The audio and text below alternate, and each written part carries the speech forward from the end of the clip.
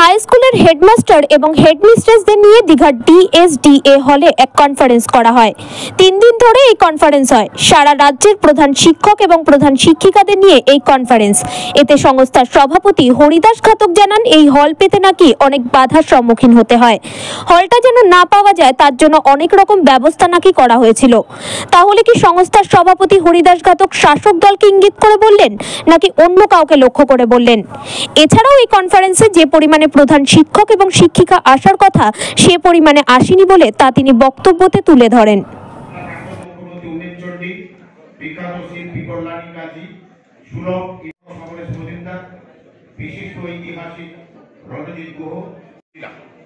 যে হলটা হয়তো বাতিল করে দেওয়ার একটা সম্ভাবনা থাকতেই পারে, কেউ কেউ পেছনে লাগছিল।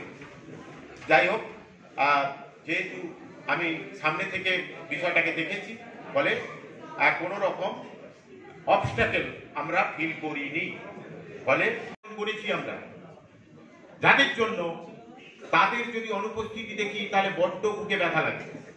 এটা আমি প্রথমেই বলে আসলাম যে হলটা হয়তো বাতিল করে দেওয়ার একটা সম্ভাবনা থাকতেই পারে, কেউ কেউ পেছনে লাগছিল।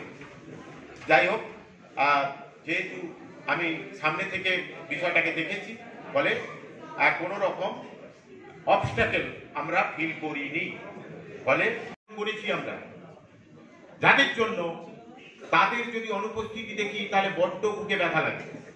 এটা আমি প্রথমেই বলে আসলাম। প্রাক্তন মুখ্যমন্ত্রী উনিশচন্ডী বিখ্যাত শিল্পী কল্যাণী কাজী, সুলভ সমরেশ মজুমদার, বিশিষ্ট ঐতিহাসিক রণজিৎ গুহ, তুলসীদাস বলরাম, পরিমল দে, মোহাম্মদ হাবিব, শাস্ত্রীয় সঙ্গীতজ্ঞ বাণী জয়রাম, আম্রহী, সমীর খাখার, গুফি পেন্টার, মঙ্গল সেন ঢিলম, সুলোচনা লাটকার, ক্রিকেটার বিশেষ সিং বেদী, প্রখ্যাত অধ্যাপক এবং শিক্ষাবিদ মাননীয় অমল কুমার।